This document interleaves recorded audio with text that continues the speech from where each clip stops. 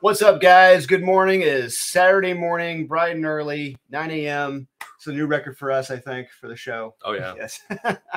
Where's Sean? Yeah, where's Sean? Yeah. Oh, I think he's fast asleep still. I'm Drew with Comic Slate here with Kyle, not Kevin. So we have with us today one of the 1980s indie black and white comic book godfathers, if you will. That this company includes Eastman and Laird, Matt Wagner, Steve Rude, James Abar, Mike Barron, Ben Edlund, Dave Sims. And if I left out a name, I apologize. But this man has written for Marvel Comics, including Doctor Strange and Carnage, DC Comics, Image Comics at Top Cow Studios, as well as Chaos Comics with Lady Death and Purgatory. He's also written screenplays, songs, and children's books such as Go to Sleep, Little Creep. He's also produced branded content in the financial and healthcare markets such as Citibank and JP Morgan. He's done a few things. He's a Renaissance man. Yeah. He's a husband and a father, the one, the only, David Quinn. Good morning. Good morning, sir. Legend. Yes. Glad to have you here. This is terrific. Thank you for being with us. And so let's jump right into this. Faust Love the Damned Omnibus hardcover. This is insane. First, congratulations on the success of this. It hasn't even been 24 hours, and you're already well beyond funded. So I have to ask, did you think you would still be talking about Faust Love of the Damned in the year 2022? Well, yeah, sure, for lots of reasons. First and foremost, I think because it's a really personal creation for Tim Vigil and I, and the first thing that we ever did together that was huge. I mean, I helped him with something called Omen for a while before that, but that was really just sort of me learning how to make the shift from writing music and theater to writing for the page and learning not to put 300 words in a panel. You get it eventually. It's a little different than someone talking a monologue. Yeah, a little bit. So there's the personal connection, and that's really primal. But then there's also the fact that whatever I try to do over the years, Faust remains something that people still relate to, and people are still surprised by, and still influenced by. And people just sort of say like an artist I admire, Jim Rugg, said, it just changed my idea of what comics could do. And that sounds very basic, but it also sounds kind of grand and kind of important. So yeah, Faust was definitely one for the ages, and a little piece of a particular time and place, like late 80s, early 90s, indie comics and underground horror, something that sort of picked up on following maybe Alan Moore, Frank Miller, and Clive Barker, and took it somewhere new. And, we've had a lot of success with it over the years. And there have been some years where it's been very lucrative, especially in the early 90s. And other years when we really did it just purely for the fans and broke even on Act 14 and 15, to be honest. But here, obviously, we knew if we finally give people what they want, the hardcover, then they're going to pick it up. And there's going to be a hardcore. I guessed 500, and look where we are now, less than 24 hours into the Kickstarter, 501 backers. And we offered more than that because there was a little bit of very loud, just from a few people, but just a little bit of very loud fear of missing out in social media. Like, I'm not going to get mine. So we said, well, we could always do 777 copies just to pick a number out of thin air. Some people know what I'm talking about. So we're grateful, and we're humbled by the response. And, we were confident that we could fund, but funding in 20 minutes was like, whoa, you guys really showed us you're still with us. And I said to my wife, Diane, I said, I'm not going to be a crybaby about rejection, because that's what you're in for. If you're in an artistic business, you're constantly putting yourself up for rejection from other collaborators, from publishers, from distributors, from the person you meet and greet at a convention or a bookstore. And you say, what kind of book do you like? Would you like to check out my children's book about putting the baby monsters to sleep? And Where's the bathroom? So, you know,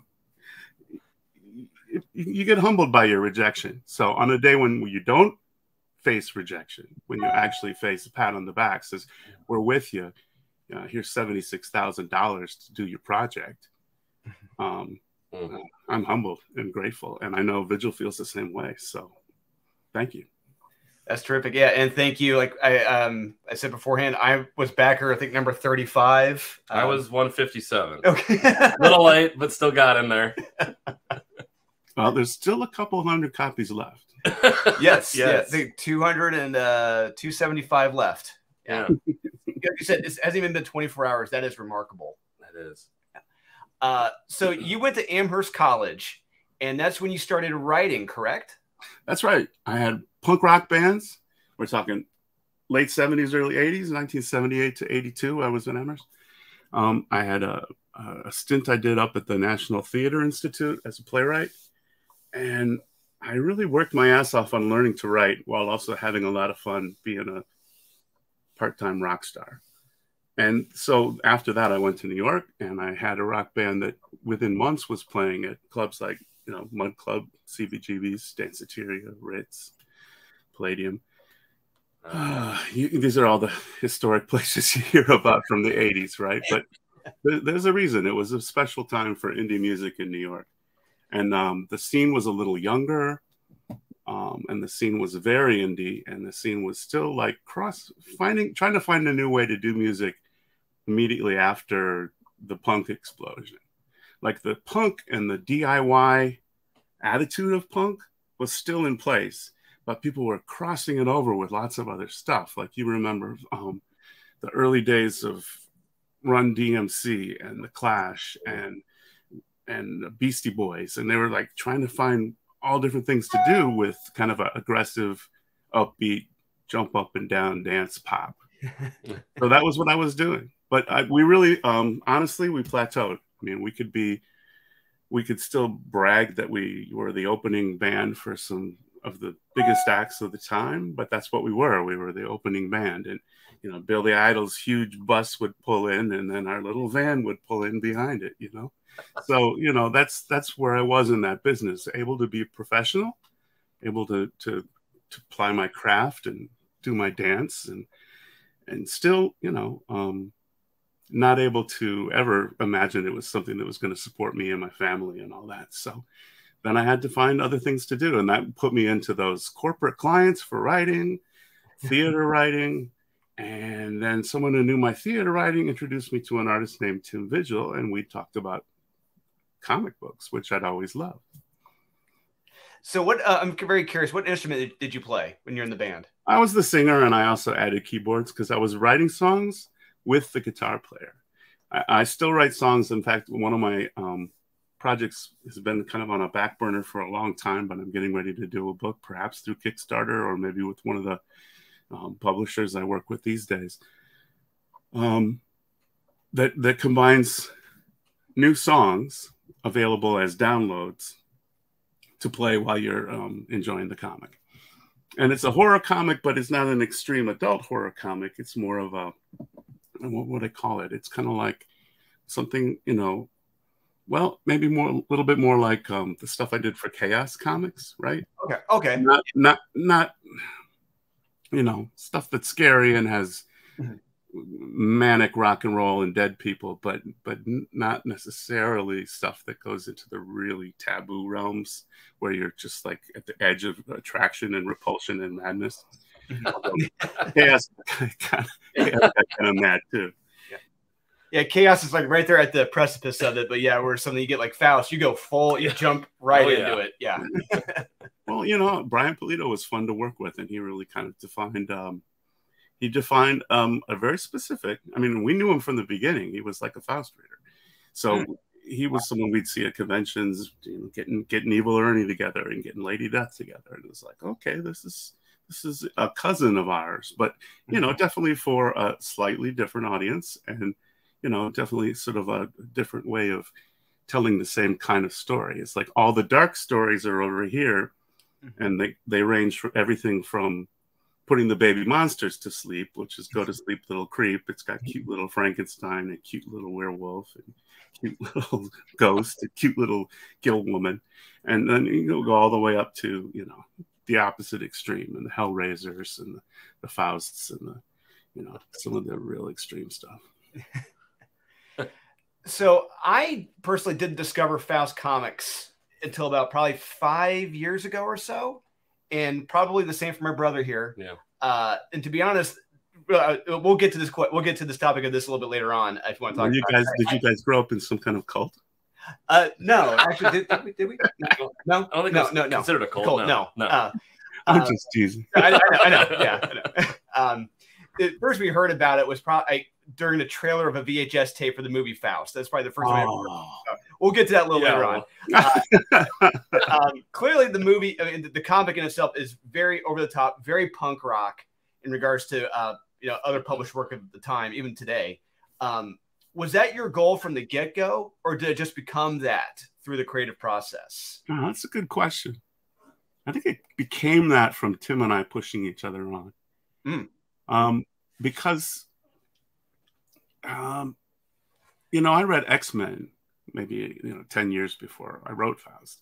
And they had this, people are talking about how Wolverine's this badass and he's really crazy and you don't know what the hell he's going to do. And I always thought, really? You kind of know what he's going to do. If they want to sell the Underoos and the cereal and the cartoon, I know you're going to be able to guess what he's going to do.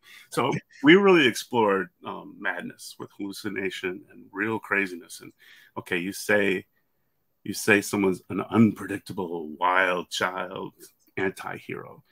Well, we wanted to really show you that. And Tim had a reputation after Grips for being able to handle the violent content with sort of a, operatic and extremist and super detailed psychedelic kind of madness. And I was very into that from my theater writing, where so much of the theater I was interested in, both as an audience member and as someone who created plays for off-Broadway here in New York. So much of my interest in theater was from, madness and altered perception and what is reality and what is a dream. So, I mean, especially the first 5 issues of Faust really go deeply into that. And I remember vividly, there's lots of things from the 80s I don't remember, but I remember vividly late 80s moments of writing some of those scenes to send off all excited to Tim and see what he thought and how he wanted to, make that world 3-dimensional in his drawings and what we could do to change it and make it even better. So we're definitely pushing each other. I mean, I pushed him to do things he wasn't going to do by himself, and it's definitely the same with me. So that, it's the beauty of collaboration. And when people give into it, which I think we always have, in the beginning, you may not even trust the other person totally, but and there's nothing wrong with that. That's just human nature, right? But you just have to act as if you trust and see what happens. Because it's not going to kill you. The worst you can do is have to start over and say, no, this isn't working. We got to start over. We still do that. We tried a couple times last year to start a current day, like what happens when 2 mature adults like ourselves come back and write something, not from the frenzy of being in our 20s, but from having lived as long as we have and what we've seen and what we've done. And so, one of the things you get with the age is you have a lot of judgment of yourself, and some of it's good and some of it's bad. And sometimes your judgment saves you because it saves you from doing the wrong thing with what your characters are doing. But other times the judgment just makes you throw out a lot of ideas. But you know what? The ideas are the easy part. So it takes 19 bad ideas to get a great idea. And then if you just push into it, you'll get it. Yep. That is 100% true. Yes. You know that from your own stuff, right? Oh, absolutely. Yeah. It's just I have to feed off my ideas of other people. It's like, look, is this good or not? I have my certain circle of trust where I know they're going to be honest with me, or they'll just, I don't want people to, beat around the bush with me. Like, oh yeah, it's a good idea. Don't worry about it. But it's like, there are those where it's like, they'll tell me, no, this sucks. It's like, okay, great. Thank you. Yeah. So you brought up your inspirations earlier, Alan, Frank Miller, and Clive Barker. And were there any others as far as where you wanted to take the series? Who else you were kind of looking up to in the 80s, or anybody else for Faust? Aside from the name Faust itself, obviously. Yeah. I had, besides going to Amherst, I also did some writing classes in the MFA program of City University. And at that time, I was really hugely into John Milton. Okay. So I guess all those hell stories have been with me forever. And some of the very primal monster stories have been with me forever. Those stories are all about what it means to be human. Yeah. And Clive Barker continued that in a very popular way at the right time for me as a young man. I also have that punk attitude, that ethos of do-it-yourself, DIY. That's always a part of everything. And then I also have a love of kind of quirky, weird comics. I was lucky enough to be a child discovering, taking my 25 cents to buy a newsstand comic at the time when that could get me something like Warlock by Starlin, or Tomb of Dracula by Wolfman and Colin, or Howard the Duck by Steve Gerber and Colin and others, many others. And so, I mean, there was a kind of anything goes, get weird, I don't want to say political, get activist about some of those comics. Like, comics can be anything. You don't have to have a hero. Look, here's Dracula. He's the main character. Look, a talking duck, but it's for adults. But he looks like a kid book, but it's for adults. These all, transgressive ideas of blending out genres and stuff. So that was always part of it too. That's why sometimes we try to short circuit right to your emotions with songs that you might know. Something from Danzig or Peter Gabriel or Patti Smith or James Brown blasts out on the page. And some of my own songs are in there too. And you really, I don't know if everyone does this, but if I see verse or lyrics or sound effects, they're a direct touch to a different part of your brain than story. So I love that.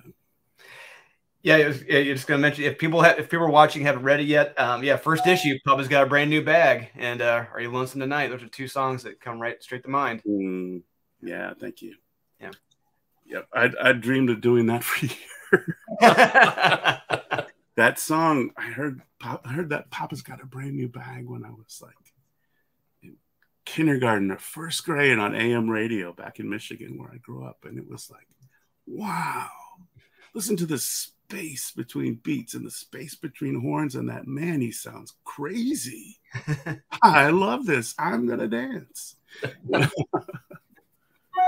No, it's interesting you bring up music. Sorry, I was going to jump in here real quick. Oh, I noticed Stephen King says a lot of the same stuff. Like, it's very mercurial, like the music he brings into a lot of his stories. And just see both of you talk about, it's kind of like the same thing. Like, since, he claims he wants to be a musician sort of thing, and a lazy man's musician with the music background. It's like, I kind of feel like that's kind of interesting that both of you kind of feel the same way about that, and you try to incorporate it into your writing. It's very interesting. Well, it's part of our lives, I guess. Yeah. And playing with opposites is always got a dynamic, dramatic tension. So sometimes it might be, right on the money punctuation of a point, and other times it might be total irony.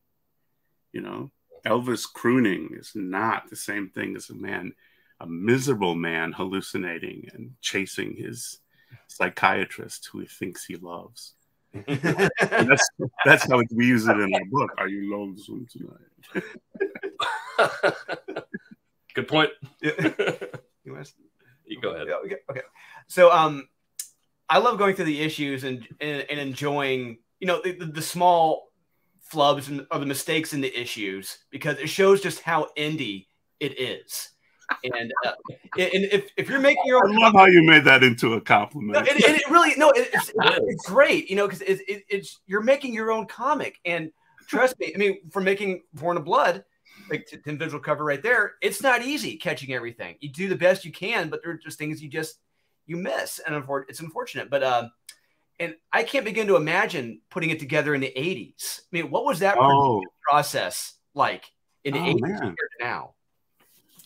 There's things that some people now study, like archaeologists, like Ed cartoonist kayfabe. They're looking at, what was this? Was that Zipatone, or wait, no, that's something called duo shade. On a paper that's been pre-treated to have textured graphics, but then you add a solution which makes them reveal, like when you put lemon juice. Right, what is that old thing where you write with lemon juice and then you make it visible? I'm not saying this well. This is coming out of the edit. I know exactly what you're talking about. Just as soon as you said invisible ink that you turn visible. Yeah. I mean, that was one thing. Hand lettering.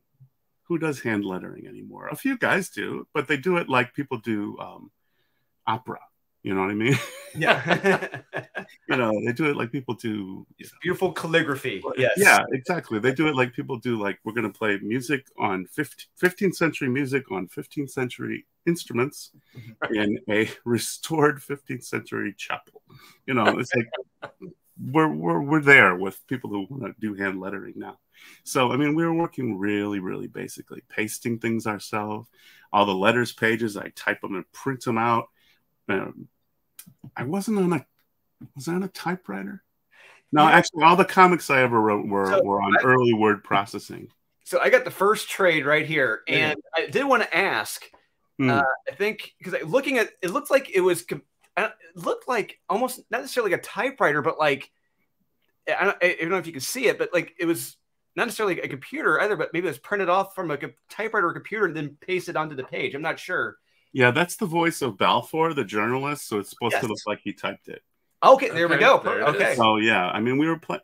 I love that stuff, and they're, you know, comics have you can get creative with so many elements of the design of comics, even at the lo-fi, low tech, you know, cut and paste, like literally with paste, that we were working at, you know. And nowadays, you know, there's some pages behind me. That's the last page of Faust, Tim's art, and our page next to it. Those pages are not hand lettered, and in a way, I kind of miss that. But we fixed more of the little mistakes than you can do with the hand lettering, because I'm sure you've seen it. There's this word in the early parts. There's words spelled wrong and things that fell out, and things that were pasted on that then fell off, and we printed the book without them. You know, little things like that. That's the beautiful part of it. You know, it really shows just these are two guys putting their own comic book together. You know, it's not like now, like it's not easy. It's not easy. Well, you know, we tried to get the best scans of all 496 pages that we could. Yeah. And that wasn't always easy, because some of the pages Tim doesn't own anymore, and they're all over the place, and there's different copies, and there's different levels of quality of all the copies. So we tried to make sure everything looked as good as we could, and our designer friend Phil helped us, you know, make it look as tight as it could. But, you know, we also deliberately, I never wanted to, I'm getting really nerdy here, but I never wanted to change it in that sort of, I don't know, sorry, Neil Adams, but I think your Batman recoloring was awful.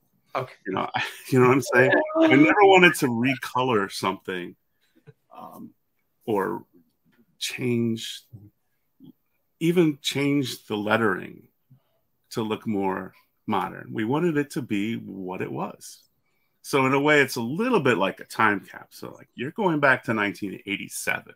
Nice. When you read that, and just Google 1987 and see how different the world was then if you weren't alive then or weren't reading then. You mentioned Neil Adams, little segue. Neil was the very first, working for him was the first job I ever had in comics. And Right. I'll never, ever forget working for him. Just learned so much from the guy. He was a nice guy and an interesting man and an influential person in the business on many levels. And I said something kind of maybe sacrilegious by saying, I don't like your recoloring on the classic Batmans. But those comics, which came out right before I started reading comics, when I came around to read comics, the things that came right before us were like holy grails that you had to search for at flea markets and comic book shop bins, looking for those early Swamp Things by Bernie Wrightson or Batmans by Neil Adams. You know what I'm saying? Yeah, and now trying to find those comics in the first place, trying to get them at a decent price. Good luck with that. Yeah. Well, there's more and more places to get all that stuff than ever before, but it's expensive. Yes, because people realize how rare it is. I mean, I have a lot of friends from, 35 years of being in the comics business. I have a lot of friends who make a good living, finding the comics that got pulped during World War II and saving the best copy and getting a couple million for it. Does not hurt. No, it doesn't. Okay, so we have to bring him up because he's the other half of the comic. Vigil. So what was it? I brought him up all the time. Yeah. I can't talk about Faust and not talk about both of us. It's really, absolutely. So it's really so much. Look at everything else that we both do, and then look at what we do without each other, and you can see the difference. Oh, absolutely. We work differently together than we work with anybody else, and kind of the opposite is true. Like when we don't work with each other, then you don't see that ghost of Quinn or that ghost of Vigil on the shoulder. I was hopped up on Flintstone vitamins in '87. Everyone was. Yeah. You're a kid. The North Star material. Love it. The old North Star material was awesome. Absolutely. Love that. Agreed. And that's how that's how, like, when this guy who knew my playwriting said to me, I want you to meet this guy who's coming to my comic shop, Tim Vigil. So, oh, I know him. It's like, that was damn interesting stuff. We both, Vigil couldn't possibly know me. So I was just this cocky guy that acted like he knew what story was. But, I knew him. And so I could play right to that, right? I wasn't going to give him, I don't know. I wasn't going to give him a book about two people in a coffee shop unless the coffee shop was full of hallucinations. Yes. There we go. Yes, absolutely. Yeah. So otherwise it's an X-Men comic now. Yeah. So how has your relationship grown over the years? I think there's a lot of basic trust there, even though we're kind of different in the way we live and some of our beliefs and some of what we really are interested in. There's also some basic trust and some basic common ground that we really appreciate. And we're just honest with each other. And that's a good way to work. It's like I said before, you can build a trust and you can be honest with each other.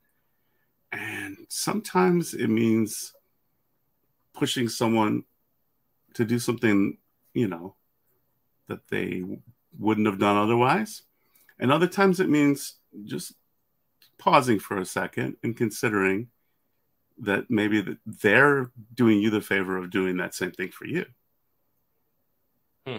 So have you ever told him his art stinks? Hey, Tim, this sucks. Redo it.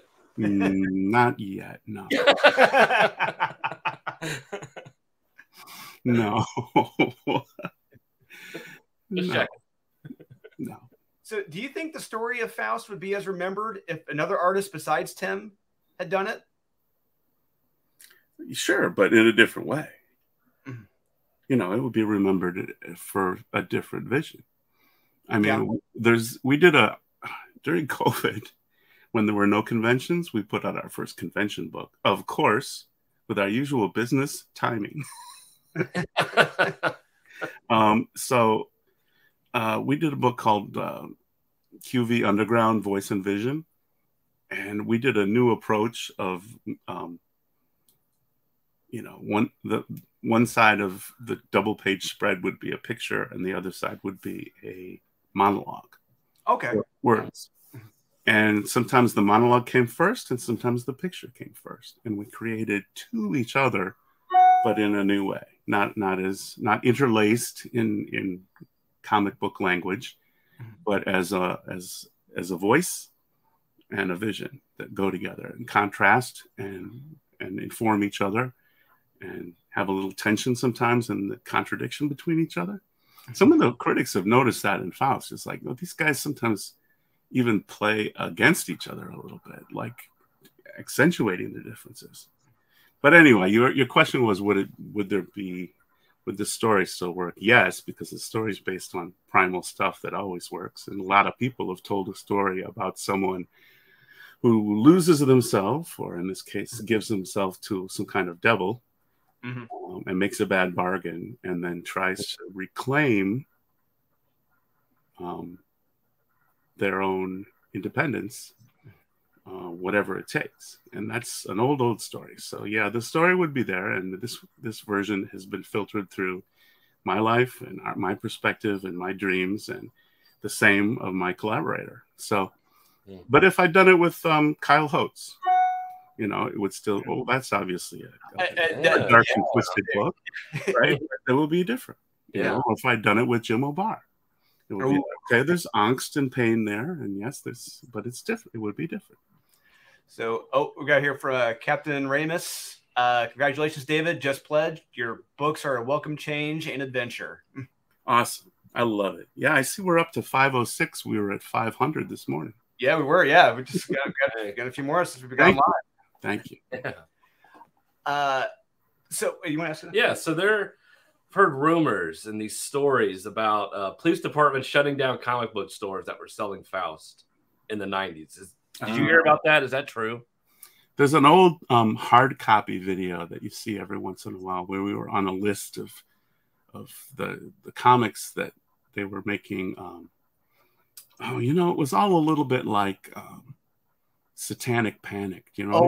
Yes, it was all a little bit like that, or the way that now they might be blaming, whoever they're blaming for the problems of society. Immigrants are always good. Let's go back to that. Never mind that we're all immigrants. Right. But so you know what I mean? It's like someone has to be to blame. Yeah. And the Wortham stuff, and so in the 80s it was like, violent video games and violent comic books and comic books with titties. That's why the kids can't read and are doing crime and drugs.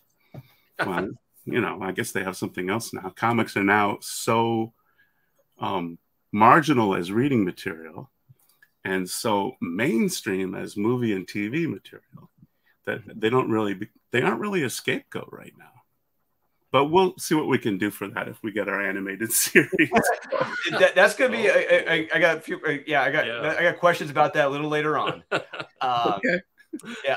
So in the 90s, you had the opportunity to work for Marvel on Doctor Strange and Carnage.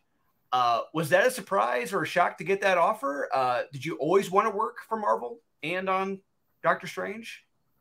Doctor Strange, Tomb of Dracula, Howard the Duck. Remember, that's what I'm reading when I'm in my adolescence and primary access to comics. Before that, it was Mad Magazine and Tintin and Addams Family. So those are all the ancient influences in my mythology. So yeah, of course. And in the 90s, the 90s was a time when there was burst and bubble and burst and burst and bubble. And the business was going up and down, and things were sometimes genius moves were made and sometimes stupid moves were made on a massive scale. And people paid the price. But for a while, there were, lots of ways for people to make a living doing comics. And that's, you know, you're 30 years old and you've been doing it for a little while, and you could do this, and you go, okay, I'm going to go do that. So yeah, I pitched Bobby Chase and Evan Skolnick, and I wanted to do Doc. And I had no idea that I was part of a huge group of people that were pitching for the book. I only thought, well, I think my idea is good. And, you know, if I don't get to go, you know, play with those characters on that stage, I'll still have my indie stuff. So why can't I try to do both? Yeah, I needed something to do. And, you know, the artists I was working with were all magnificent, but not doing a book every month. So I wanted to write a book every month. Oh, there's Doc. There's Doc. Yeah. So, you know, I had this idea, which is not, you know, not unique in comics or 90s superhero comics or even superhero comics today. It was like a preliminary idea, sort of what Marvel's actually doing right now with a lot of versions, a lot of their characters. And, you know, I think they had done it with Iron Man, and they'd done it with a few other characters. Like, what if Doctor Strange has a crisis that is both physical in the world and the world of magic, but also psychological and internal, and literally becomes a split personality. Yeah. So he became this trinity of, you know, the original Stephen Strange. But he lost energy and lost magic because in order to continue to work in the world, he created sort of doppelgangers, I guess is the word, or others, other faces for himself. And one was the Faceless Strange, who was a throwback, of course, to the Gene Colan, Roy Thomas, Strange era, where he got a mask that covered his face. Very Steve Ditko kind of idea, like The Question. Very, you know, kind of spooky, like a faceless man. So he was the faceless mage. Yeah. And then also, you know, I guess coming out of the 80s, it made sense that the other one would be a Donald Trumpish yuppie. Yeah. And wield his power and manipulation and fraud in the business world. So those were the three Stranges, all imperfect, all a work in progress, all chaotic, and all like capable of maybe doing great good in the world, fighting the monsters and the bad guys that you see in these Midnight Suns comics, but also, you know, not perfect and flawed and dangerous. So, sometime after Doctor Strange, you got to work on arguably one of the biggest Marvel characters of the 90s, Carnage, the Mind Bomb. What was that like? Did you want to work on Carnage in the first place? Was that just offered to you? It was offered to me from Tom Brevoort, the editor, and it was to follow a Carnage one-shot that Kyle Holtz had drawn and Warren Ellis had written. Mm-hmm. And at the time, you know, I think Warren had a reputation for doing, you know, interesting alternative visions of these characters. So when he wasn't going to write the second one shot, the guy they thought of that they were already working with, who had sort of a similar outsider attitude and perspective, was me. And Kyle and I were friends, so it was great fun to work on. Anytime Kyle and I work on a book, he did Night Vision with me, he did Doctor Strange with me, he hasn't done Faust with me yet. He did Carnage with me. Faust all the time. I follow him on Facebook. He does sketches of him all the time. Oh yeah. And Tim and I love those. But you know, every time we work on a book, our personal interests and quirks and musical things we like, and little Madden characters, and even things like pop stars like Bjork makes an appearance just for what we're into. It's fun. So anyway, that was Tom Brevoort's choice, and he was one of the best editors I ever worked with. And I felt like Tom was gifted then and still now at like finding the right people for the book and letting them do what they do, and then, you know, keeping them out of trouble. And you know, he was a great guidance on the book, and sometimes it was a great guidance by simply letting us be ourselves.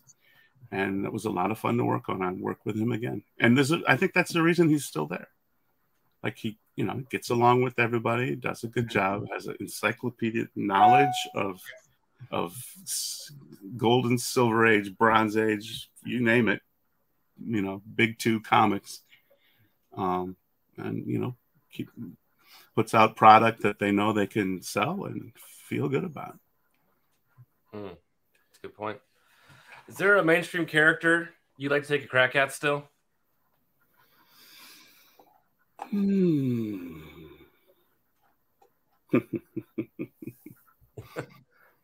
I know why you asked the question, but I never think of that question. And, you know, I could, because I worked on a book proposal for kids, actually, a young adult kids graphic novel. And afterwards I thought, like, well, you know, if I can't sell this, I suppose I could change some of the names and call it Loki, and it would fit in Marvel's Thor Loki mythology, as far as I know. I might be a little behind in understanding what's going on with that, but basically, you know, Loki's like it's another primal mythology character like Faust. You sort of know he's always going to be the trickster. Yep. So, you know, and there's, you know, in the book I play with. I hope I get to do this book someday. I play with all the other tricksters. You know, there's Anansi in Africa. And there's a Native American one, and there's an Indian one. And lo and behold, if you look deep enough, you find everyone's got a trickster character who bends the rules. So that's a natural for me. I'd write Carnage again, of course, because what did we talk about with Faust? Part of the biggest inspiration of Faust was not only the deal with the devil idea and the violent opera idea, but also, you know, madness. See through the eyes of madness and maybe try to claw your way back to some kind of sanity, or at least clarity, or at least reclamation of your identity. So, I mean, something like that. I don't know. But, you know, I never think of that question. I guess it's pretty much because, you know, you mentioned some of the corporate clients I had in my life. The main reason I did that was because at the end of the 90s, where there had once been, you know, a decent living to be made for 100 comic book writers, I'd say it was down to about 12. Yeah. And I don't know if I was one of the most, like, popular 12. And I went up for a couple of jobs, like to be one of the writers for CrossGen. And I really didn't know if that was going to be the right fit for me. Like, how am I going to keep going on all my indie stuff, which Marvel and Image and Chaos and Top Cow, they all tolerate the fact that you do your own, create your own indie stuff. But CrossGen probably wouldn't have. I would have had to take a sabbatical for a year, you know. But I was up for the gig, and it would have meant I could work full time for them in their freaky little compound. Yeah. And, you know, this is all weird footnotes for some people. I'm sorry. This is it's late 90s comics history. Yeah, we have some jobs like that were like, okay, make a deal with the devils. You know, one more chance to sell your soul to comics and see if it works. Or so familiar. Go write for Wall Street. So I went to write for Wall Street. That was my Faustian bargain. But then I retired in my that way. So wonderful. And once I retired, it was all create your own stuff. Nice. I came back out once for Vigil. Vigil asked me to help him work on a book. Some idiot in Florida, and you know, I'm sorry. I'm sorry. Edit that out. I'm not that much. So you got to work on children's book we brought up earlier.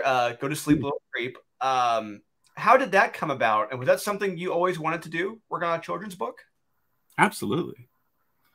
Where the Wild Things Are. Mm-hmm. Says it all for me. That book is, I consider that a great book for all ages. And Maurice Sendak would have said the same thing. He would, a little stubborn as writers can be, he would say, you know, that's there's no such thing as children's books or adult books. They're just books, you know. So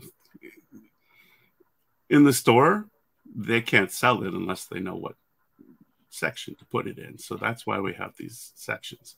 In the library, it helps to have these sections. You got to know where to look for what you're looking for. And I know all that. But when I write for kids, I just write for people that are kids. It's just writing for people.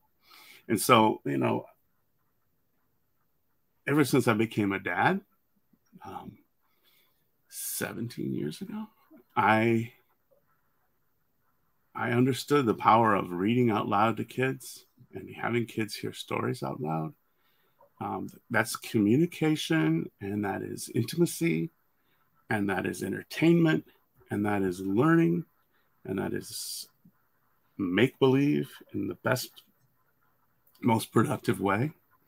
And that's living. So, I mean, I love to write noisy, crazy kids books. And I've written a couple of picture books, which are very loud and full of sound effects and use some elements of comic book language, like thought balloons and speech balloons and sounds, you know, howls and you know, sound effects.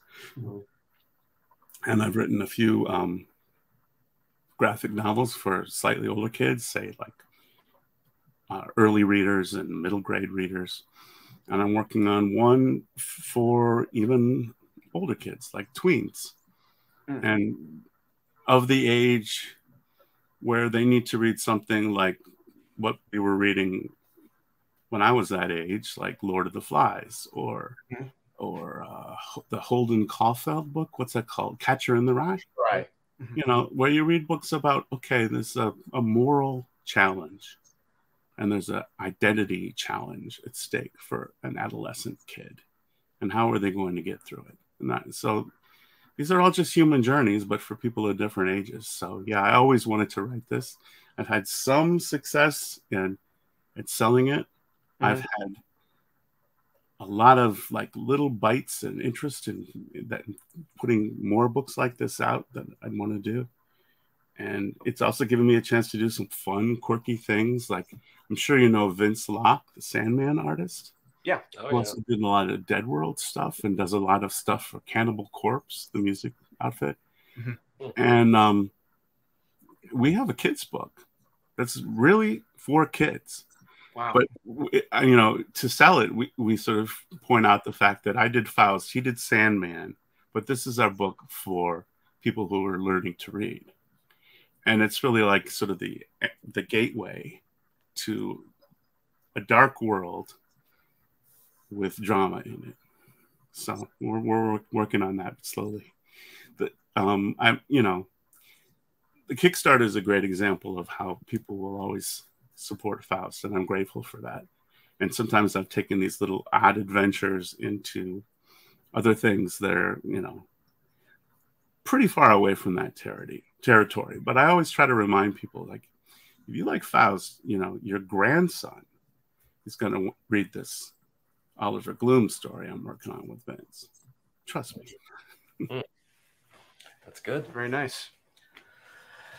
All right, I think we're there. I think we're at that. Yeah, we're at that time. So we have to ask about the Faust film. What are your thoughts on that movie? Because we got thoughts on it. Yeah. Oh, I bet you do. Well, I want to hear yours. But let me just say, we're really proud we made it. Uh-huh. It was very exciting that it came along. I was excited to have the process of, you know, meeting with Brian Yuzna and Stuart Gordon before him, and getting into that business and shaping into that business. Now, I didn't love everything about the final product, but you know how many people get an option but can't get a film made? Yeah, just so we had a chance to do that, and you know, so there's a lot of fun stuff about it.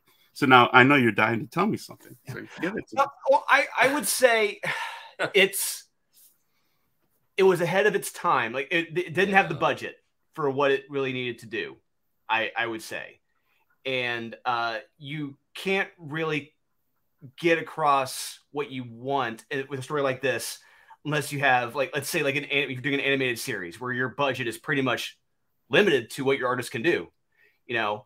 And that's where I think an animated series would be more beneficial for a story like this, because, you know, just go up the first few issues, what you see, it's like, we're gonna tighten the, I don't know if we got the budget for this. But yeah, I think that was the problem I saw with it. I'm like, they don't have enough money here for what needs to come across. Yeah.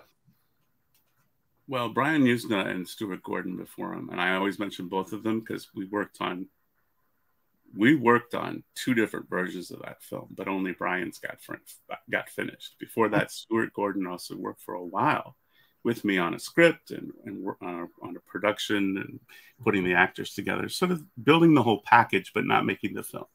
Yeah. So, and it's all about the budget, you know. You put together a package, and that's how you eventually have funding to make the film.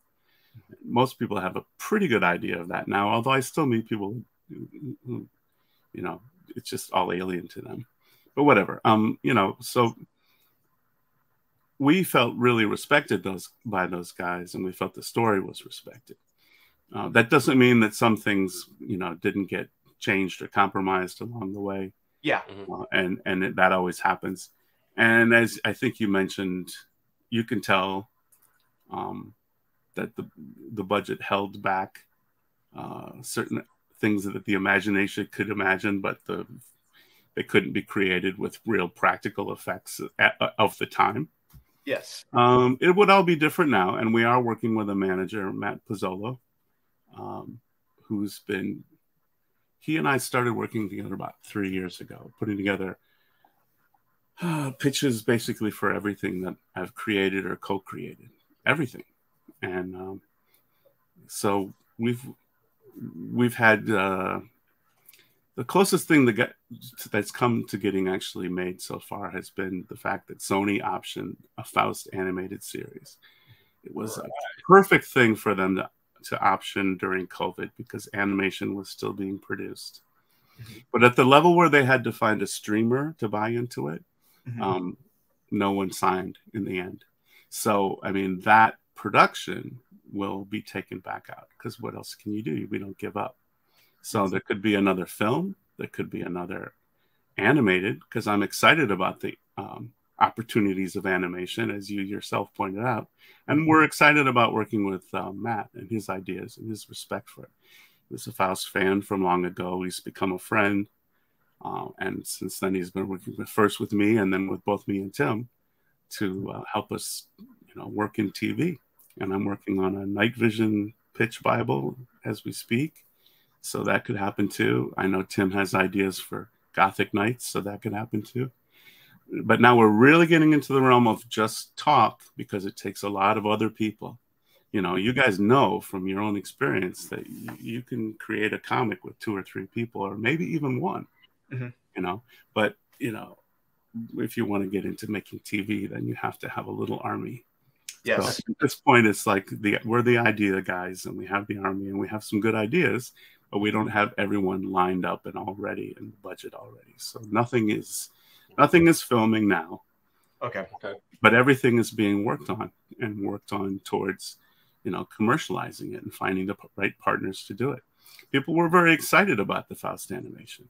They weren't excited about everything about the timing and the deal with Sony, but they were excited about the idea of the story and the way Matt pitched the madness of the story and the way he pitched the timeliness of the story, because he understands it's a book that's not only part of comics, horror indie comics history, but, you know, and I don't mean to sound pretentious, but that's just kind of like where you throw it right now. You know, some of that old stuff that's still in print, and, you know, and but it's also, there's something about it I think that's always going to be timely, you know, because people struggle with these same problems as poor mad John Jaspers, who sold his soul to a devil.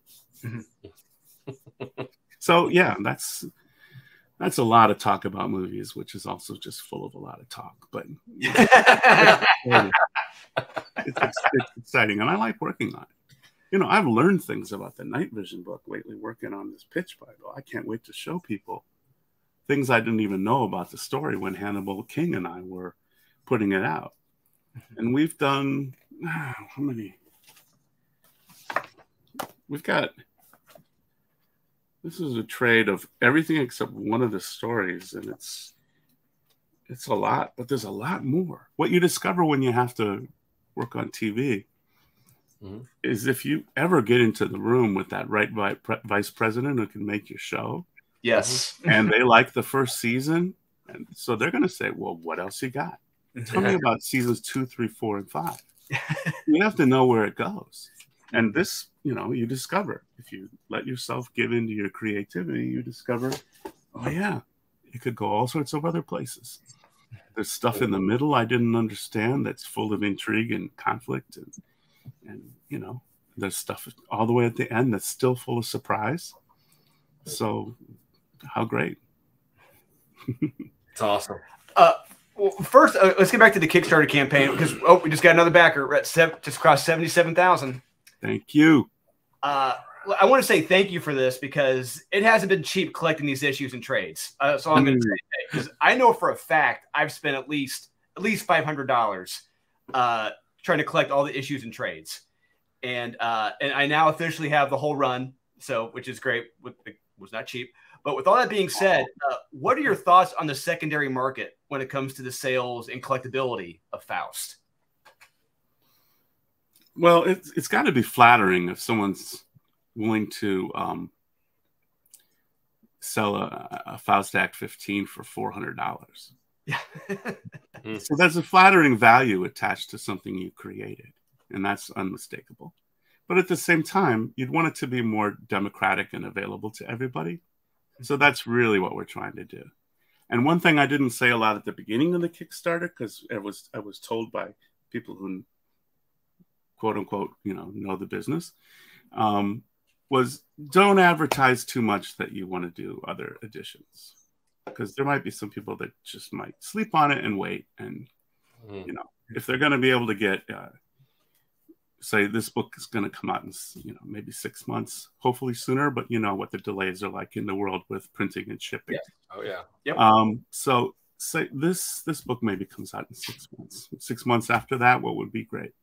Well, a hardcover that's less limited, that more people can read at a lower price point, and it doesn't happen to be signed, and it doesn't have a unique cover. It has a cover that a lot of people get. This is the limited one for the super fans, but then there's also going to be a one that like could be in every library, and that'll be in comic shops, and that'll be in bookstores, because we have distributors in both of those markets. So we'll see where that is in a year. We'll see if we still have that, but that's what it would be. And then after that, even easier is like digital and trade paperback.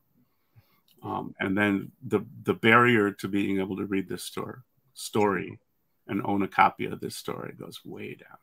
So we wanted all that.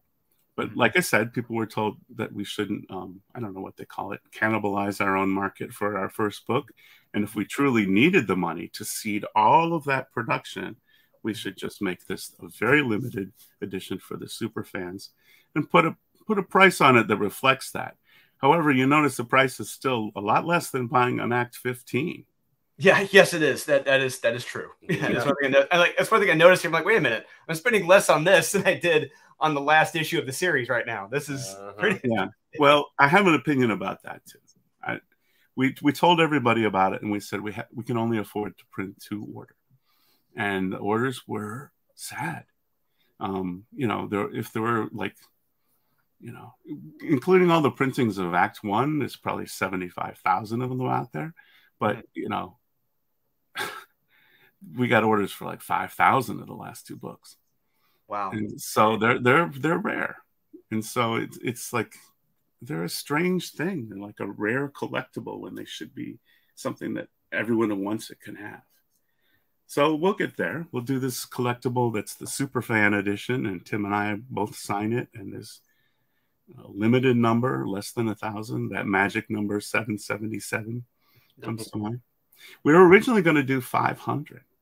Yes, Yeah, I remember that. Yeah, we yeah. saw that, and it got changed. I mean, And what happened? What happened? Yeah, just the demand was there. Yeah, we got a lot of not a lot of people said this, but a few very loud people said, "Hey, I'm not going to be able to get mine. That's not enough. What about me?" So, you know, we were like, okay, cool, okay. Sorry, you know. And I honestly told one guy, I'm humbled by your confidence in us, and we're going to raise the print run. And I talked to Tim, and we agreed, and we, you know, settled on 777. And then Tim wanted to give something really special to people, so he said he would do sketches in 5 of the books. Yeah. And then those sold out in a second. So he said, Yep. do 10. Yeah. So, I mean, you know, we may even add other things. Now, we've got a couple hundred left to sell. Mm-hmm. We might as well sell all of them, right?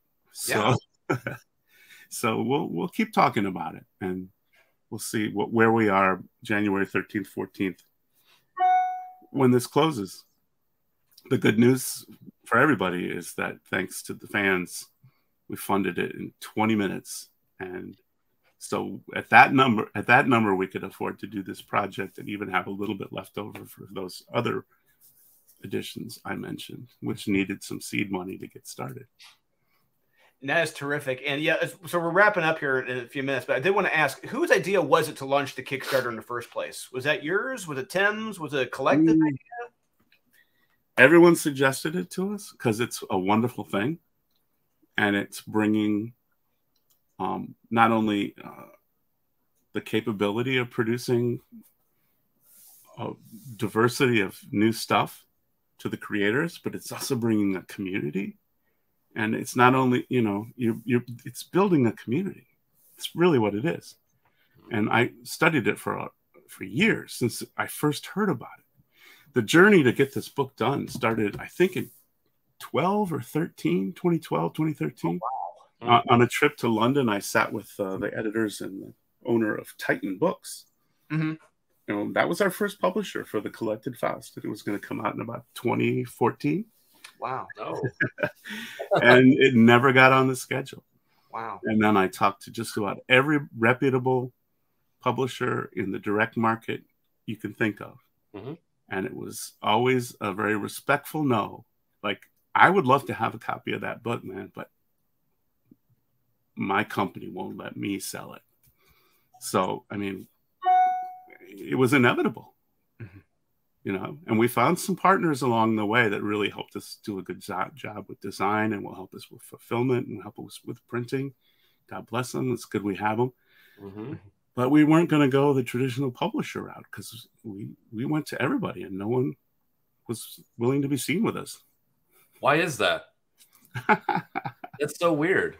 Well, they're excited about, I suppose, a little piece of history and perhaps some money. And, you know, we also have friendly relationships with these people, and they kind of respect us as creative people, you know. But, you know, if they all have their own reasons why they don't think it belongs on their list, or they'll get in trouble, or they'll get canceled or whatever. I mean, I think people who would actually take the time to read the book and study all its dimensions, mm-hmm. they would not do the quote unquote cliche cancel thing on it, because it's just there's too much gray area in it. It's not just simply, you know, any one thing, like, oh, it's not just about the nudity, or it's not just about the violence. It's about so many different things. Mm-hmm. So, I mean, it's a gray area. It's an adult book. Yes. Very much so. Yeah. Anyone thinking this is not a traditional superhero story? Yeah. Far from. Well, I don't know. That's a long-winded, like, sort of history of this book. But it's at the same time I was taking it to every single publisher and hearing, man, I'd love to be a part of that, but no thanks. You know, wow.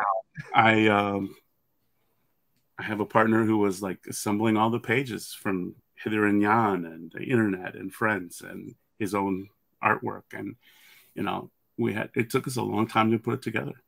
So when we finally did it, I mean, we didn't want to do the Kickstarter. I said to Tim, we don't want to do the Kickstarter.